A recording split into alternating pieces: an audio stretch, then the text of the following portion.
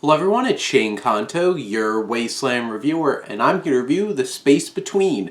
And this is a new drama from Rachel Winter, and this centers upon a young man who is trying to make his way up in his business, and he's tasked to go out and reach out to an eccentric over the hill, kind of off the out left field former musician whose life has kind of spiraled.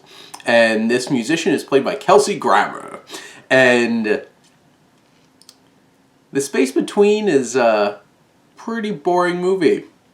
That's the most unfortunate thing about this movie.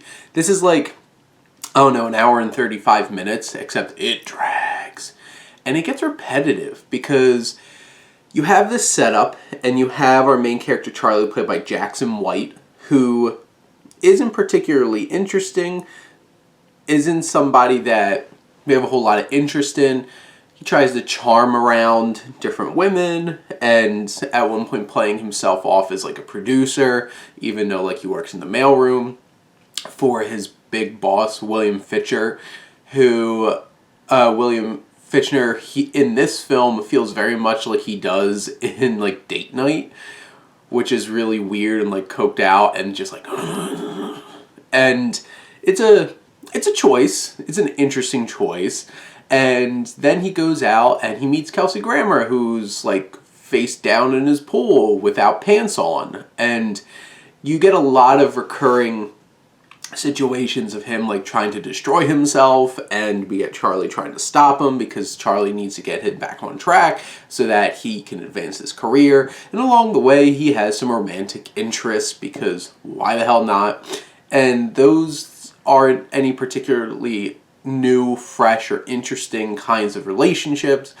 But the one bright spot about this movie that I found really entertaining is Kelsey Grammer.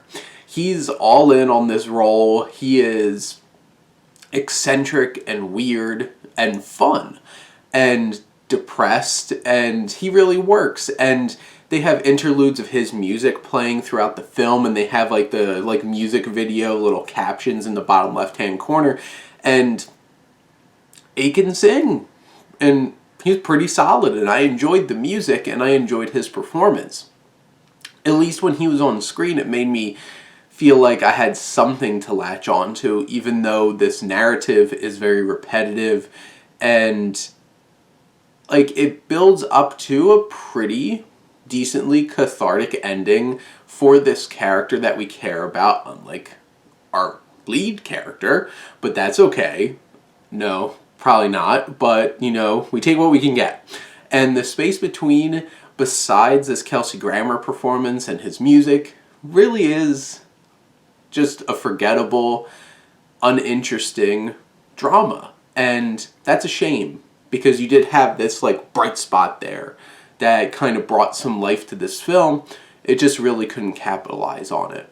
So if you're okay with taking like an hour and 35 minutes just to enjoy this Kelsey Grammer performance, it's right there on VOD. If that's not enough for you to at least give this a watch, then pass on this one. But those are my thoughts on The Space Between. Let me know what you think, and let's talk some movies. But thank you as always for tuning in and supporting your Wasteland reviewer.